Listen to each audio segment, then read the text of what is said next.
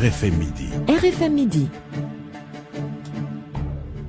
Merci d'écouter RFM, il est midi et voici le grand journal. Babacar Fall. À la une, le Magal de Macky Sall, le chef de l'État attendu à Touba cet après-midi, visite à multiples enjeux. L'épidémie de coronavirus au Sénégal, une dizaine de cas seulement enregistrés ces dernières 24 heures, le plus bas chiffre depuis le mois de mars. Éducation, nous vous révélons ce midi le taux de réussite au BFM et au CFE, 74% pour le brevet de fin d'études moyenne, 72% pour le certificat de fin d'études élémentaires. Le grand journal sur RFM à suivre, le journal international d'Anna Rocha. Instabilité politique en Côte d'Ivoire. Le collectif pour la CEDEAO des peuples demande le report de la présidentielle d'octobre prochain et appelle Alassane Ouattara à renoncer et à briguer un troisième mandat. En Guinée, 11 ans après le massacre du 28 septembre, le procès se fait toujours attendre. L'ouverture était prévue pour juin 2020. Et puis au Mali, le nouveau Premier ministre a désormais 48 heures pour former son gouvernement. Et les sports, rendez-vous avec Soda Chamba. Football, suite et fin de la troisième journée de la première ligue. Liverpool-Arsenal en duel entre Sadio Mané et Pierre-Emerick Aubameyang. Handball, IHF, trophée intercontinental, l'équipe nationale féminine U20 en stage à partir de demain mardi. La fédération de taekwondo au chevet de la ligue régionale de cette discipline pour encore booster la pratique de ce sport dans la région de Sédhiou. Ensuite, Coro News avec Koumba Sandiane Faye et puis le journal du Magal, premier numéro aujourd'hui, et ce sera avec Georges Detchediop. C'est le grand journal, bienvenue, bonjour à tous.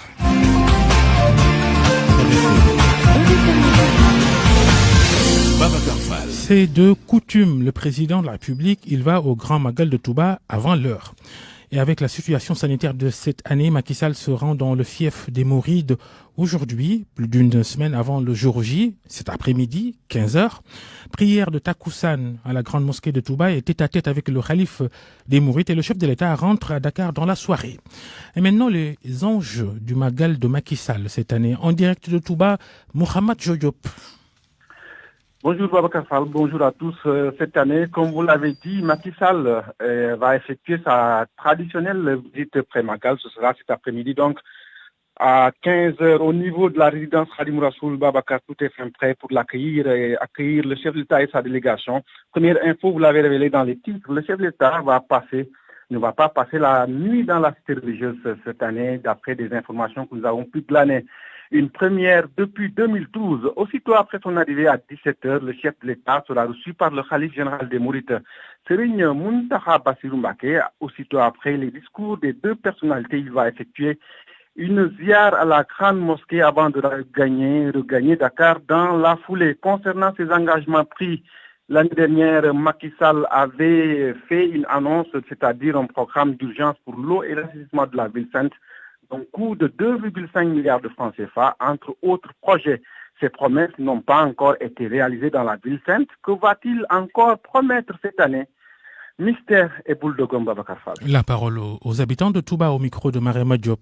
Seri Maïsak, président du conseil communal de la jeunesse d'Ambaké, et nous avons des doléances à lui dire, donc telles que le problème des inondations, le boulevard de Gawan où la jeunesse passe tout le temps les après-midi pour faire le sport, donc a été vraiment endommagé. Donc vu qu'il y a beaucoup d'inondations, vu que les travaux ils l'ont commencé à l'approche du Magal et les travaux nous finirons pas avant le Grand Magal. Surtout aussi du côté de la santé, donc on n'a qu'un centre de santé. Oui, nous attendons de Macky donc des solutions pour nos problèmes concernant l'assainissement, le problème de l'eau et la santé. Medoune Diouf, coordinateur du collectif des jeunes de Touba, parce que nous avons fait un constat depuis 2012 à nos jours, la jeunesse de Touba ne trouve pas son compte dans la politique du président de la République. Le ministère de la Jeunesse est en train de diriger des domaines agricoles communautaires partout au Sénégal, mais le département de Mbacké est le parent pauvre. Nous sommes des chauffeurs, mais nous n'avons rien vu de la politique de Macky Sall. Par exemple, emprunter la route qui mène à Tamba. La route est chaotique. Le Y'en a marre des habitants de 9 villages situés entre Kaffrine et Pakala. C'est toujours dans le centre du pays. Voilà 50 ans, oui, un demi-siècle, que la route qui mène à ces villages, elle est impraticable. Alors, ces populations de Mbelep, Sanche, Moussa, Tilalen et Medina Taba ont décidé de rafistoler la route puisque l'État sénégalais est absent. Un reportage d'Oumar Ndiaye. En charrette avec des pics et des pelles, la détermination en bandoulière. Ils sont en route pour la réhabilitation de leur route qui va de Kaffrine à Pakala dans la commune de Mbelep en passant par Sanchi Moussa. Une piste caoteuse, vieille de 50 ans où le trafic est un parcours de combattants, surtout en période d'hivernage. Tala Wilan porte la parole. Aujourd'hui, toute la population de Tchalanen, Medina Taba et villages environnants se réunit aujourd'hui pour apporter une solution à cette route. On est venu avec nos charrettes, nos piquets et nos pelles tout simplement pour déguerpir, même aussi les villageois pour accéder à Kaffrine. Il faut d'énormes... Cette route impraticable qui traverse les communes de Kayi, Kachot, Mbelep et Ndionik est un véritable calvaire pour les populations qui la fréquentent. Pour évacuer un malade sur Kaffrine, il faut parfois contourner et parcourir une distance de plus de 10 km venant pourtant des localités distantes de 3 km seulement. Le maire de la commune El Hadji Cheikh Gaye en appelle au soutien de l'État pour mettre fin à la souffrance des populations. En quittant Kaffrine, on passe par Sanchi Moussa, Medina Taba, Wilanen Bui, Kerbiran, Kerlain Lobé, Kermoudou, Kersaweli, Lonkan.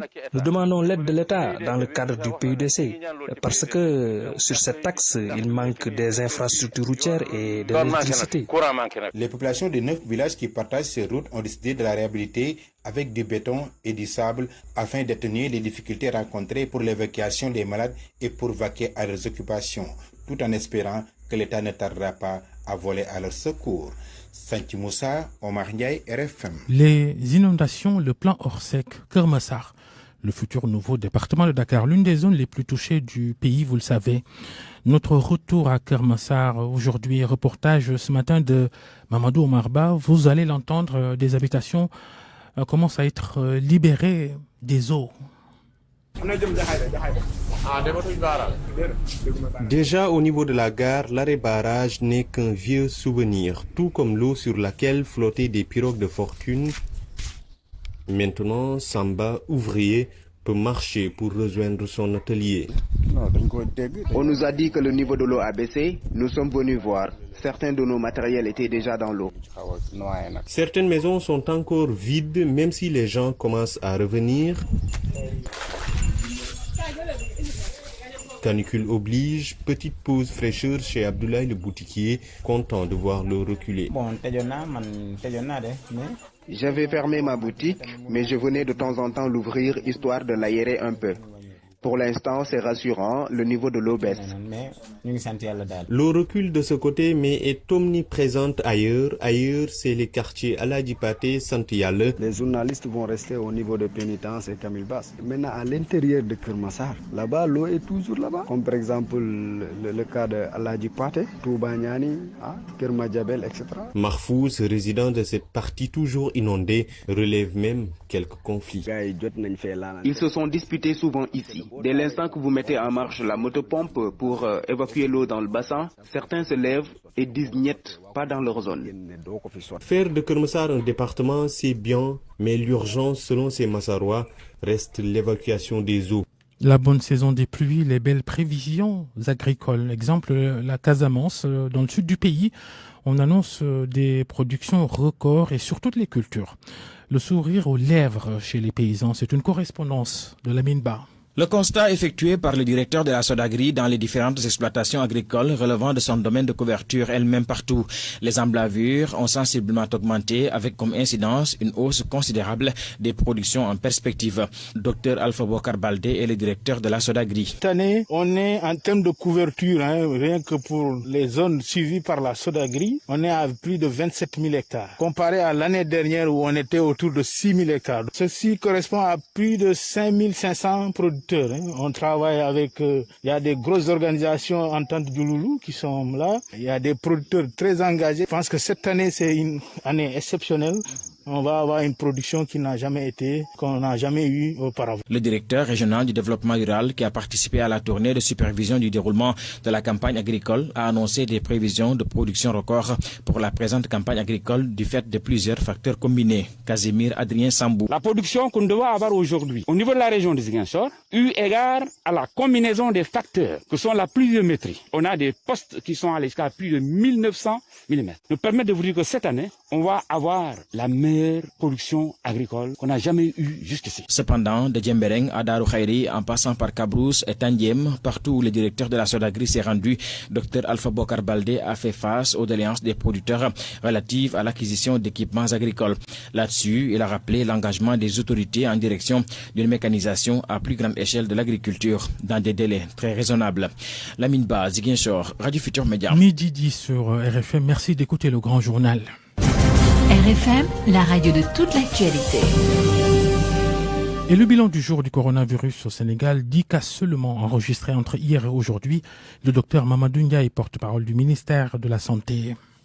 Sur 929 tests réalisés, 10 sont revenus positifs, soit un taux de positivité de 1,08%. Les cas positifs sont répartis comme suit. 3 cas contacts suivis par nos services, 1 cas importé enregistré au niveau de l'aéroport international Blaise Diagne de Diass et 6 cas issus de la transmission communautaire répartis entre Bel Air 1, Kédougou 1, Khombol 1, Mermoz 1, Popenguine 1 et Sicap Dieuppeul 1.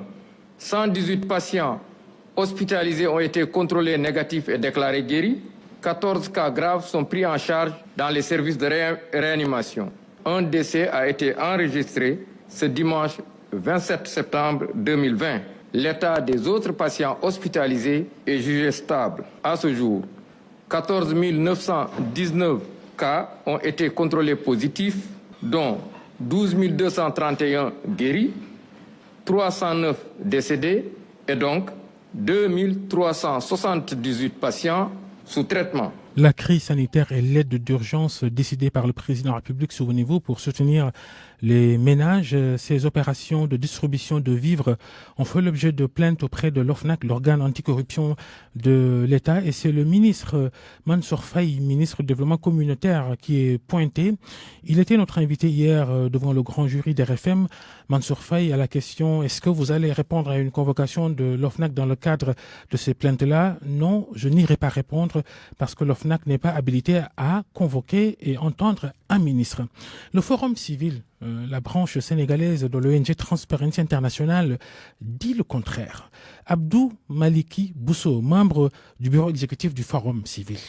La loi 2012-30 du 28 décembre 2012 portant création de l'OFNAC charge à son article 3 l'OFNAC de collecter, d'analyser et de mettre à la disposition des autorités judiciaires chargées de poursuite les informations relatives à la détection et à la répression des faits de corruption, de fraude et de pratiques assimilées commis par une personne exerçant une fonction publique ou privée. Vous voyez qu'il n'y a pas de distinction ni de qualité pour les personnes soupçonnées des faits de corruption ou de fraude.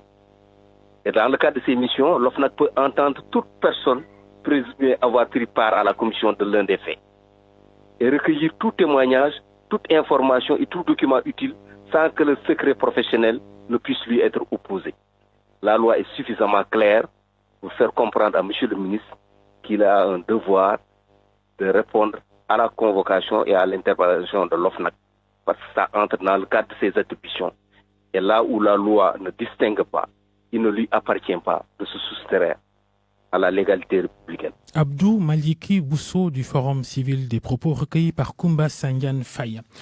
Midi et 14 minutes. Les résultats globaux du BFM et du CFE cette année. Pour le brevet de fin d'études de moyenne, le taux de réussite est de 74%, tandis que le CFE enregistre un taux d'admission de 72%. Des résultats bien meilleurs que ceux de l'année dernière. Les explications du directeur des examens au concours au ministère de l'Éducation nationale, Amadou Mokhtar Ndiaye. Je dois dire que pour me féliciter de ça, que nous avons un taux de 74,51% de réussite au BFM, 74 CI.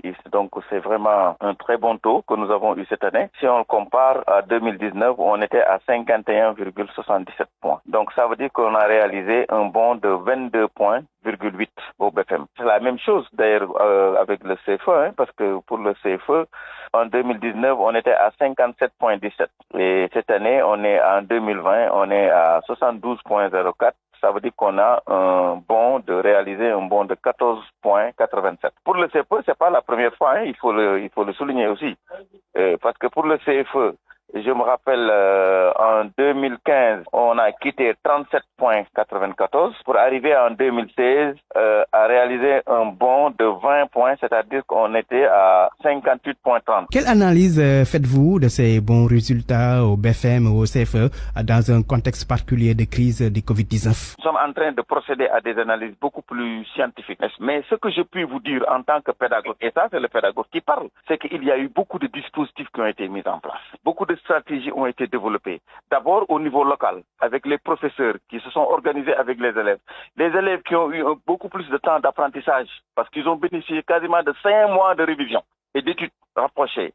Je peux également parler d'apprendre à l'école. Souvent, on me dira qu'apprendre à l'école n'arrive pas à atteindre tout le monde. Mais il y avait d'autres stratégies qui avaient été développées. Des examens à l'université Cheikh Anta Diop de Dakar, certaines facultés ont démarré les épreuves malgré les menaces de perturbations. Tout se passe bien, normalement, et pour le moment, on va dire, puisque les étudiants du second cycle que vous avez entendu sur notre antenne ce matin, ces étudiants du second cycle qui n'ont pas reçu leur bourse menacés de perturber le déroulement de ces examens. C'est un reportage de Mohamed Ali Mouba. Comme toujours, au hall de la faculté de droit, c'est animé. Ça discute, ça parle et quelques attardés regardent l'affichage. Et pourtant, tout à côté, dans les amphithéâtres, la concentration est maximale. Les examens ont débuté. Tout s'est passé normalement. Fatsi vient de rendre sa copie. Elle est en Master 1. Quand on est venu, on est rentré en salle.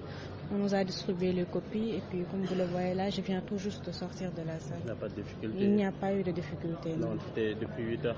Oui, depuis 8 heures.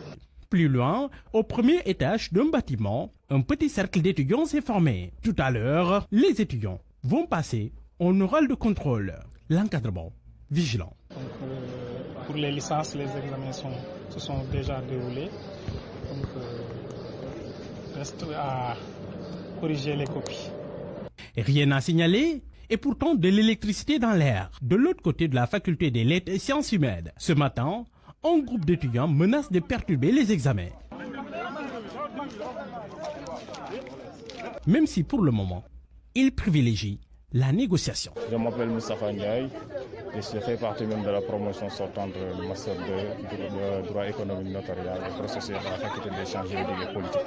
Nous avions décidé même, n'est-ce pas, de perturber même le système universitaire, n'est-ce pas, plus précisément aux examens même de toutes les facultés, mais actuellement nous sommes en train de faire des concertations avec l'autorité quand même. Et finalement, qu'est-ce que l'autorité a décidé avec Bon, nous avons eu quelques informations. Qu'est-ce que vous avez retenu? Bon, nous avons eu quelques informations, n'est-ce pas, venant de l'autorité, mais actuellement nous sommes en concertation pour voir maintenant la suite même de l'affaire. À la FASEG, à la faculté de droit ou encore à la faculté des lettres et sciences humaines, les examens se déroulent pour l'essentiel jusqu'au 7 octobre prochain. Un reportage de Mohamed Ali Mouba à l'UQAD de ce matin. La reprise des visites dans les prisons sénégalaises à partir du 1er octobre 2020. C'est parce que ces visites avaient été suspendues du fait de la crise sanitaire du coronavirus. L'annonce de cette reprise a été faite hier par la Direction générale de l'administration pénitentiaire dans un communiqué, mais visites assujetties à l'interdiction d'amener des repas pour les détenus. Ces repas ne sont autorisés que le week-end. Alors, l'association de soutien à la réinsertion sociale des détenus demande à l'administration pénitentiaire de laisser passer les repas du lundi au vendredi. Une administration pénitentiaire qui réagit à cette interpellation à Wambaye. Les plats destinés aux détenus et préparés par leurs familles doivent être acceptés dans les maisons d'arrêt et de correction du lundi au vendredi. C'est une demande du président de l'association de soutien pour la réinsertion sociale des détenus. Ibrahima Sall. En ce qui concerne les plats, nous demandons à ce que ces plats viennent du lundi au vendredi, même si des efforts considérables sont déployés par l'administration pénitentiaire côté alimentation. La ration alimentaire était fixée de 650 francs, aujourd'hui à 1150 francs, ça c'est à saluer. Mais malgré tous ces efforts consentis par l'administration pénitentiaire côté alimentation, dans certaines prisons du pays, l'alimentation cause toujours problème. Si vous allez à la prison de Rebeuss, il y a un grand nombre de détenus pour cuisiner pour 2200 ou 2300 détenus, là ça va causer problème. Si vous allez à Thiès avec 1000 et quelques détenus, ça va causer problème. Le pourquoi nous demandons à ce que ces plats-là viennent du lundi au vendredi. L'administration pénitentiaire a pris note, selon la responsable de la communication, Mariemba Traoré. L'administration pénitentiaire a vraiment pris en compte cette préoccupation. Donc, c'est par rapport à l'entrée des plats et colis du lundi au vendredi. Nous y avons vraiment pensé, mais pour le moment, nous allons nous limiter au week-end et après évaluation, on verra vraiment comment améliorer. Mais ça nous tient vraiment à cœur, vraiment de mettre nos détenus en tout cas dans d'excellentes conditions de rétention. Donc on a pris en compte cette préoccupation et le moment venu, nous y reviendrons. Après une pause de quelques mois, à cause de la propagation du coronavirus, les visites vont reprendre dans les maisons d'arrêt et de correction. Mais les détenus en quarantaine ne sont pas concernés par cette mesure. RFM. L'actualité internationale. Journal international d'Anna Rocha. Bonjour. Bonjour Babacar Fall. La Mauritanie d'abord, où l'ancien président Mohamed Ould Abdel Aziz confronté à plusieurs témoins. C'est dans le cadre, Babacar, de l'enquête parlementaire pour malversation et mauvaise gouvernance entre 2008 et 2019. Parmi ces témoins, ces ex-ministres et directeurs de ces sociétés publiques qu'il avait nommées durant son règne. Malgré tout, l'ex-président Abdelaziz continue de refuser de collaborer avec les enquêteurs. Ses avocats dénoncent une violation de son immunité présidentielle. En Guinée, 11 ans après le massacre du 28 septembre, les victimes attendent toujours l'ouverture du procès. Il était prévu pour juin 2020. 3 mois après, toujours rien. Selon Radio France Internationale, les États-Unis, la France et l'Union européenne exhortent le gouvernement guinéen à tenir un procès dans les plus brefs délais. L'instruction est clôturée depuis 2017. 13 personnes sont au banc des accusés. Sur l'instabilité politique en Côte d'Ivoire, le collectif pour la CEDEAO des peuples demande le report de la présidentielle du 31 octobre. Le collectif demande également au président Alassane Ouattara de renoncer à sa candidature qu'il considère comme un coup d'État constitutionnel. Le docteur Chertidiane Dieye est membre du dit collectif. Ce qui est en cours en Côte d'Ivoire n'est rien d'autre qu'un coup de force qui n'est pas moins grave que ce qui vient de se passer au Mali. Or, c'est le président Alassane Ouattara lui-même qui a été parmi les premiers à monter au créneau pour sanctionner la junte malienne. Or, ce qu'il est en train de faire dans son pays conduit tout droit, non seulement à la Côte d'Ivoire, mais également toute la sous-région ouest-africaine, à une instabilité qui pourrait être durable et qui pourrait anéantir la plupart des efforts consentis par les États pour sortir de ce contexte difficile de Covid-19. Donc, nous avons demandé aux autorités de ce pays de reporter l'élection présidentielle prévue le 31 octobre prochain et d'inviter l'ensemble des acteurs impliqués dans le processus à s'asseoir autour d'une table, à mener une concertation nationale large pour trouver des solutions, notamment sur les institutions de régulation et d'arbitrage de la prochaine élection. Le président Alassane Ouattara doit nécessairement renoncer à sa candidature pour un 3e mandat, puisque cette candidature constitue non seulement une menace pour l'unité et la stabilité de la Côte d'Ivoire, mais c'est également une menace pour la CEDEAO et même au-delà. Et nous demandons également à tous les acteurs de la Côte d'Ivoire de tirer les leçons de leur passé récent. Il y a eu des milliers de morts il y a une dizaine d'années. S'il continue dans cette voie jusqu'au boutiste, il pourrait créer des conditions vraiment très dommageables pour ce pays-là. Et enfin, nous avons demandé à la CEDEAO, à l'Union africaine et l'ensemble de la communauté internationale à éviter d'être des sapeurs-pompiers Le docteur Chertidiane Dieye, membre du collectif pour la CEDEAO des peuples mis en place en août dernier. Il est composé d'une quarantaine de leaders d'organisations socio-professionnelles de la société civile du Sénégal, du Mali, du Nigeria, du Ghana et puis du Bénin, Babacar. Le Mali, le nouveau Premier ministre, il a 48 heures pour former un gouvernement. La composition complète de ce gouvernement de Mokhtar Ouane devrait être annoncée demain mardi, selon l'agence France Presse. La nomination d'un civil à ce poste était attendue depuis l'investiture du président de transition vendredi dernier.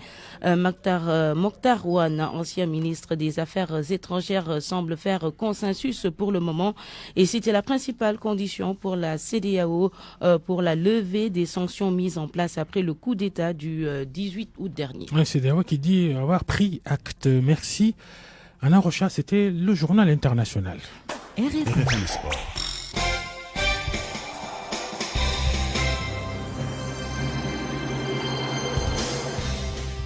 À midi passé de 24 minutes, les sports en journal présenté par Soda Thiam. Bonjour Soda. Bonjour Babacar Fall. Suite et fin de la troisième journée de la Première Ligue, Liverpool-Arsenal, match choc ce soir, duel d'Africains, Mané contre Aubameyang. Deux ailiers gauches qui portent leur équipe en ce début de saison en 11 rencontres avec Arsenal en championnat. Sadio Mané a signé 6 buts et 2 passes décisives, sans oublier que Aubameyang est devenu vital pour Arsenal. Ces 11 buts depuis le 1er juillet ont permis aux Gunners d'arracher 2 titres en l'espace de 28 jours, la FA Cup et le Community Shield. Le basket, la NBA et la finale 2020 qui va opposer les Los Angeles Lakers au Miami Heat. Ce sera mercredi 30 septembre. Après avoir éliminé Boston Celtics de Tacko Fall la nuit du dimanche à lundi, Miami Heat rejoint les Lakers en finale. Si les Los Angeles Lakers de LeBron James avaient montré ses intentions pour remporter le titre dès le début de la saison, tel n'était pas le cas pour le Miami Heat, qui est la surprise de cette finale selon le journaliste sportif El Hadj Thierno Dramé que je vous propose d'écouter. À l'Est, Miami est une surprise. Miami n'était pas en play-off la saison dernière.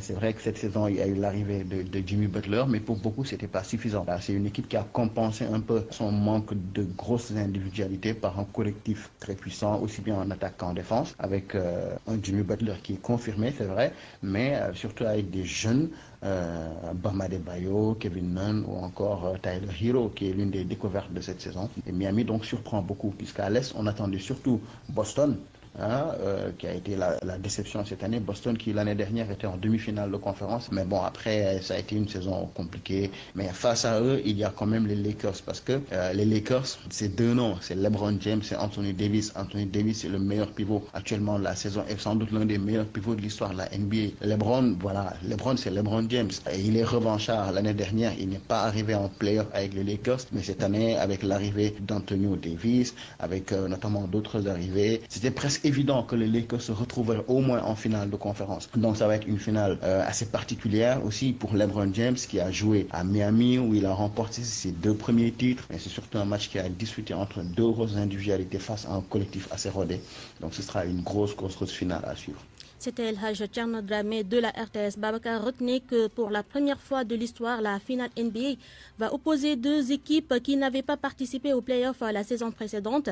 Le Heat et les Lakers avaient tous les deux terminé à la 10e place de leur conférence en 2018-2019.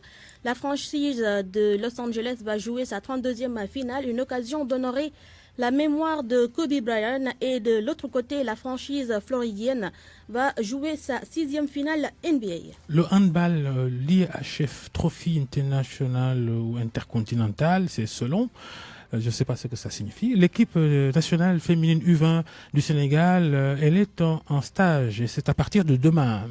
Prévu au mois de mars dernier, c'est finalement en novembre que l'International Handball Federation Trophy Intercontinental va se tenir en Colombie, Babacar. Une occasion pour le staff technique de revoir la forme des joueuses, d'où ce premier stage à Thiès, selon l'entraîneur des Lioncelles, Lamine Daou, que je vous propose d'écouter.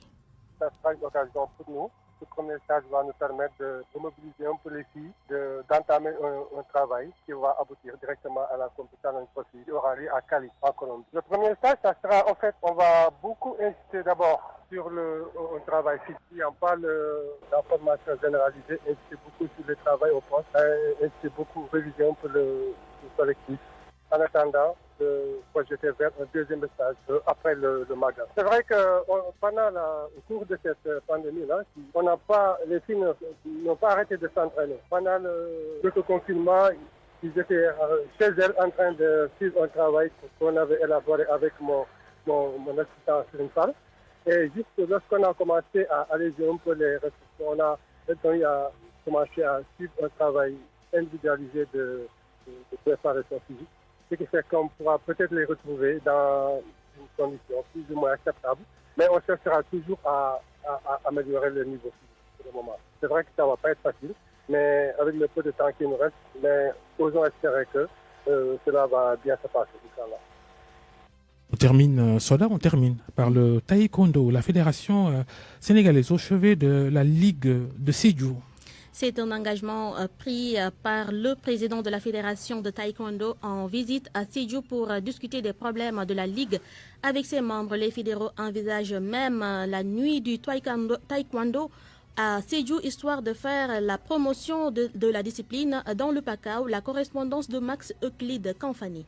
Les informations qu'on a eues ici à Sédhiou vont nous permettre de voir comment vraiment travailler avec la Ligue et de pouvoir développer le taekwondo. C'est une annonce du président de la Fédération de taekwondo. La fédération va désormais s'impliquer dans la promotion de cette discipline à Sédhiou. Baladjei, président de la Fédération de taekwondo. C'est une ligue qui n'a pas beaucoup de moyens, mais le peu qu'ils ont, ils essaient de travailler pour booster en fait la discipline dans cette région-là. Je pense que nous, en tant que fédération, on va essayer maintenant de jouer notre rôle pleinement pour pouvoir en fait faire la promotion du taekwondo. Pourquoi pas organiser des festivals, organiser des nuits des arts martiaux ici, histoire de sensibiliser. Une décision qui réjouit les dirigeants de la Ligue régionale de cette discipline. Maktar Biaye, président de la Ligue régionale de taekwondo. Vous savez, à Sédhiou, on a de grands combattants, mais parfois de moins, vraiment, on a des problèmes sérieux pour envoyer tous ces combattants à Dakar. C'est pourquoi nous tendons la main aux mécènes, aux autorités, pour vraiment venir aider ces jeunes qui sont animés d'une bonne volonté, qui veulent vraiment faire le taekwondo. Et pour l'inspecteur régional des sports, Sédhiou doit bénéficier d'une discrimination positive dans la pratique du taekwondo,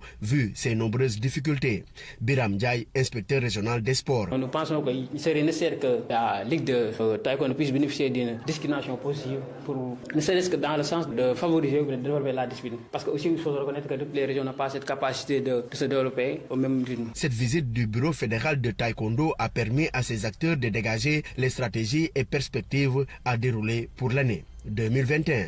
Max Euclide. Le gouvernement a ordonné la fermeture totale des restaurants Aix-en-Provence et Marseille pour 15 jours, une décision critiquée par les exploitants. Ils manifestent à Marseille en bloquant dans les deux sens le tunnel du Prado, carénage à l'entrée de la ville. Après 70 jours de confinement, les équipes de la première division chinoise de football ont enfin pu sortir des hôtels où elles étaient confinées depuis 10 semaines dans le cadre de mesures strictes visant à contrecarrer la pandémie. Les joueurs, les entraîneurs et les membres des staffs n'étaient autorisés à quitter les hôtels que pour jouer des matchs et s'entraîner. En Grèce, des cas de nouveaux coronavirus ont été détectés sur un bateau de croisière. Une douzaine de membres d'équipage à bord du premier bateau de croisière a accosté depuis le confinement. Ils ont été testés positifs au coronavirus. Aux États-Unis, là où l'on recense le plus de cas dans le monde, le bilan d'aujourd'hui s'élève à 34 952 nouvelles contaminations en l'espace de 24 heures. L'Inde reste le second pays le plus touché. S'ensuit le Brésil avec 141 741 décès liés à la pandémie. RFM, la presse du jour. La revue de presse préparée et présentée par Mohamed Ali Mouba à la une. Fnac Mansour Faye. Bonjour. Si l'OFNAC me convoque, je ne répondrai pas. Invité du grand jury de la RFM, Mansour Faye nargue l'OFNAC. Les confrères commentent ce matin. Bonne lecture à tous. La revue de presse de Mohamed Ali Mouba et la suite de ce grand journal, c'est tout de suite le journal du Magal, le premier numéro en direction du Grand Magal de Touba. Donc, journal du Magal à partir de ce lundi sur RFM à la mi-journée et à la présentation Georges Didier, bonjour Georges. Bonjour Babacar et merci à tous les auditeurs, mesdames, messieurs, bonjour.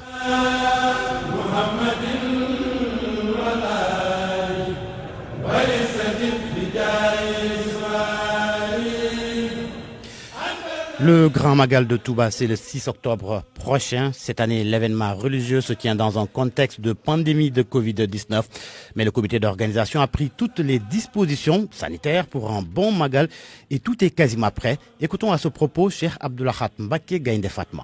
Toutes les activités culturelles restent maintenues, mais la manière dont nous allons donc les célébrer sera différente des Magal précédents. Tout se fera par visioconférence, mais aucune activité n'est annulée. On a également pris un grand colloque international sur le soufisme qui va réunir près d'une dizaine de pays, mais qui se fera également en visioconférence et en direct dans la télévision et dans le site internet.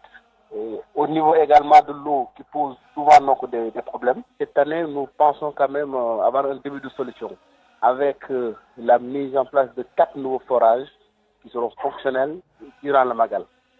Donc au moins les problèmes d'eau seront atténués. L'autre volet également c'est l'assainissement. Là aussi Touba a reçu énormément de pluie ces derniers temps. Et là aussi quand même Touba Tchekadam, on a ces ajouts en tout cas de s'affairer pour atténuer les souffrances de la population. Donc, même si peut-être ils ne pourront pas en tout cas faire tout le travail nécessaire d'ici le Magal. Au plan sanitaire également, nous avons prévu des dispositions particulières avec la mise en place d'un dispositif assez impressionnant et visible et qui va concerner la grande mosquée de Touba, qui va concerner les cimetières, qui va concerner les mausolées, qui va concerner les résidences Khadim Rassoul et les résidences donc des grands dignitaires. Partout, nous allons distribuer des masques avec les 5 millions de masques que le Khalif a demandé et que les gens amènent en masse. Partout également, le gel hydroalcoolique sera disponible. Le lavage des mains sera de rigueur et on a mis sur pied un groupe de plus de 1000 personnes pour s'occuper de cela. Il y a aussi la campagne de sensibilisation avec l'affichage que nous faisons un peu partout au Sénégal et également à Touba. Il y a aussi donc la caravane de sensibilisation également qui est en train de sillonner et le reste du Sénégal et la ville de Touba pour sensibiliser donc les fidèles qui ont venu célébrer le Magal. Donc on peut dire que à l'heure où l'on se trouve, en tout cas, toutes les dispositions ont été prises pour qu'on puisse passer donc un Magal avec quand même beaucoup de sécurité au plan sanitaire. Donc tout est quasiment prêt. Quasiment tout est prêt. Bon, il reste encore une semaine et à 5 jours de l'événement comme d'habitude. Nous faisons donc les évaluations nécessaires et apporter des rectificatifs s'il y en a. Mais pour le moment, vraiment, le plan d'action vraiment se déroule comme prévu sur l'instruction du Khalif général des Mourides et sous la conduite du président du comité d'organisation, Serigne Bassirou Abdou Khadre. Cheikh Abdoulahat Mbacké Gaïndé Fatma, président de la commission culture et communication du comité d'organisation du Grand Magal de Touba. Mbacké aussi, toutes les dispositions sont prises. Le maire de la commune insiste sur l'éclairage, la sécurité, entre autres. Nous avons joint tout à l'heure Abdou Mbacké Ndao. Nous travaillons toute l'année, non seulement pour renforcer la sécurité par l'éclairage, nous travaillons pour l'assainissement, nous travaillons aussi pour la réinsertion des couches les plus défavorisées des quartiers périphériques, donc pour qu'ils puissent vraiment être au même niveau que tout le monde dans le cadre général. Comme vous le savez, nous avons pris toutes les dispositions que nous avons l'habitude de prendre sur le plan sécuritaire, organisationnel, d'appui, d'accompagnement. Mais pour cette année, qui est vraiment une année spéciale, donc nous avions dès le début de la pandémie travaillé avec toutes les couches sociales pour la meilleure protection des populations. Et dans ce sens, nous travaillons aussi avec les délégués de quartier, les groupements, les jeunes, pour les accompagner afin de se protéger. D'abord par des masques, mais aussi aider les autres couches à préparer le Magal selon leurs moyens, mais aussi faire de sorte qu'il n'y ait pas de pénurie d'eau donc au niveau des quartiers périphériques. Mais aussi renforcer la cohésion sociale tout en organisant. Au moment où je parle, les délégués de quartier se réunissent au niveau de la salle de délibération par rapport à un programme, mais aussi par rapport à la préparation du Magal, pour que vraiment il n'y ait pas de défaillance. Jadis, on vivait un problème qui était l'enclavement de Mbacké par rapport au Magal. Mais avec le nouveau plan de circulation, donc on va ouvrir Mbacké, donc ça va profiter de Mbacké davantage des délices ou bien des retombées du Magal. Seno ne sera pas un reste. La société va mettre à la disposition de l'OFOR une expertise technique nécessaire pour une bonne distribution de l'eau durant le Magal. Là-dessus, le président du conseil d'administration de Seno, Pape Gourguindong, au micro de Marème Diop. C'est vrai que Touba ne fait pas partie du périmètre d'affermage de la Seno, mais néanmoins, pour participer à la réussite de ce grand événement du Magal, nous avons mis à la disposition de OFOR toute l'expertise technique de Seno en termes d'améliorer la qualité de l'eau potable, mais aussi dans la détection pour améliorer la distribution en quantité d'eau durant toute la période du Magal. Nous sommes venus aussi apporter notre petite contribution contre la lutte contre cette pandémie de la Covid-19 en mettant à la disposition du comité d'organisation un lot important de produits composés de masques, de produits hydroalcooliques, de bouilloires et tant d'autres matériels pour accompagner la dynamique de l'organisation, mais surtout éveiller la conscience citoyenne de tous les pèlerins que la pandémie de la Covid-19 est là et il nous faut prendre toutes les dispositions nécessaires pour enrayer, voire endiguer définitivement l'avancée de cette pandémie.